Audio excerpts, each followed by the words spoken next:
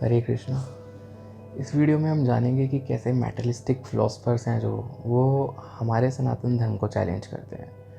वो लोग बोलते हैं कि there is a one soul in the body. तो हम मतलब वो लोग कुछ ऐसे गलत काम भी कर देते हैं और सामने वाले को ऐसा माफ़ भी कर देते हैं कि इसमें तो परमात्मा है, हम इसको कैसे सज़ा दे सकते हैं या हम इसको कैसे त्याग सकते हैं। तो हम उसको त्यागें या सज़ा ना दें तो उसको एटलीस्ट सुधार तो सकते हैं, लेकिन हम वो भी नहीं करते क्योंकि हम सोचते हैं कि यही परमात्मा है, जो कि गलत मिथ है। उसको भगवान ने रेक्टिफाई करा है गीता के अध्याय 13, जो कि है क्षेत्रज्ञ योग, the enjoyer and the consciousness. उस चैप्टर में भगवान ने जो चीज़ें बताई हैं, इसका श्लोक नंबर है 23।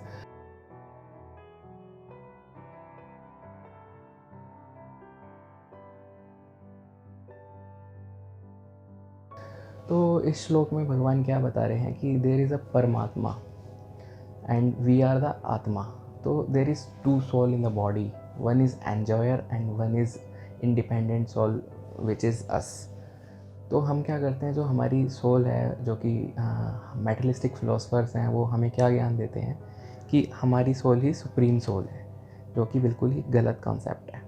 तो इस गलत कॉन्सेप्ट को भगवान ने दूर करा है इस तरह से कि भगवान बता रहे हैं कि मैं परमात्मा तेरी बॉडी में ही स्थिर हूँ और I am the enjoyer who is watching you what you are doing.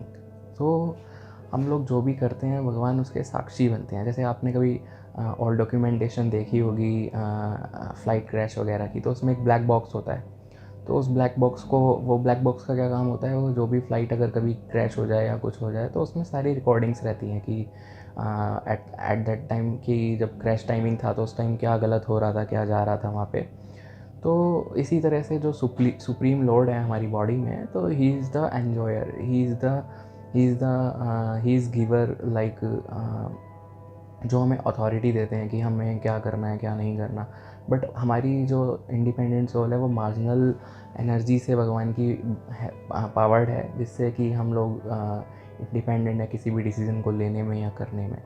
तो समटाइम्स हम मैटेरियलिस्टिक कांटेक्ट में रहते हैं जैसे दुनिया के, तो उस मैटेरियलिस्टिक माया के कांटेक्ट से हम क्या होते हैं कि हम कई बार प्रभावित होकर उस जो परमात्मा की सोल है उसको, उसकी फ्रेंडशिप को हम डिनाई कर देते हैं, छोड़ देते हैं और हम गलत कार्य करने लगते हैं। सनातन कॉन्सेप्ट को आप गीता के अध्याय 13 श्लोक नंबर 23 में पढ़ सकते हैं।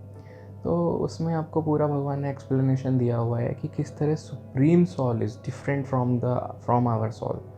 सो आप इस टर्म को भी देख सकते हैं कि परम आत्मा, नोट नोट एन आत्मा। परमात्मा इज़ डिफरेंट फ्रॉम आत्मा। तो वी आर आत्मा, नॉट परमात्मा। Paramatma is different, who is situated in our body with the Atma, who is powered, who is giving energy to Atma to run, to move. Even इस श्लोक में जो भगवान इसका अर्थ बता रहे हैं कि हमें अपनी बॉडी को भी छोड़ना पड़ता है नेक्स्ट बर्थ के लिए। तो ये साइंस ने भी माना है कि energy one form to another form हमेशा चेंज होती है। और इवन साइंस को ये भी नहीं पता कि हमारी बॉडी में ऐसी कौन सी एनर्जी है जिससे कि हम चल रहे हैं और वो एकदम से बंद हो जाती है जब हम मर जाते हैं। तो there is very logics in our Sanatan dharma even.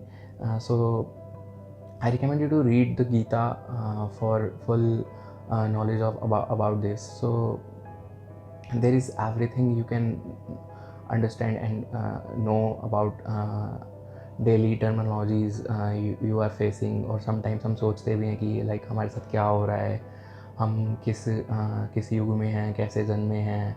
तो उसके अंदर हर चीज़ का आंसर है।